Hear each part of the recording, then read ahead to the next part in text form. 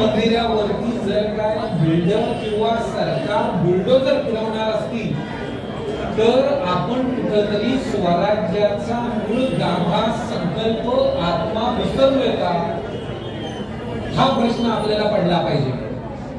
तुम्ही राहताय तिथून तिसऱ्या घरापर्यंत जर काय आग पोचलेली असेल आणि तरीही अजून माझ्यापर्यंत आलेलं नाही म्हणून आपण जर काही शांत बसणार असेल तर आपल्या घरापर्यंत आग पोचवायला फार वेळ लागणार नाही।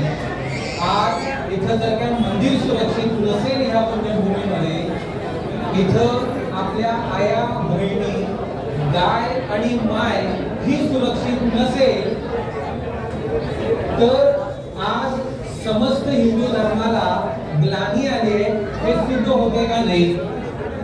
आज एवढ्या मोठ्या संख्येने आपण इथं उपस्थित आहात, ज्या पद्धतीने दादांनी विषय मांडला, ज्या ऊर्जेने सांगितलं त्यामध्ये अजूनही आशा आहे की जी छत्रपतींच्या संकल्पातली धगधगती आग अजूनही कुठं ना कुठं तरी जिवंत आहे याचं हे प्रमाण आहे। हा फक्त विषय एका मंदिराचा नाही, मंदिर हा सनातन धर्माचा आत्मा आहे। जसं शरीरामधनं शक्ती निघून गेल्यानंतर, शिवामधनं शक्ती निघून गेल्यानंतर तिथं फक्त शव शिल्लक राहील, तसं सनातन मधनं मंदिर निघून गेली तर तिथं सनातन मध्ये काही राहणार नाही।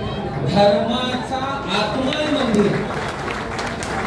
मंदिर फक्त एक वास्तू नव्हे, ती तर आहेच, पण तो सनातन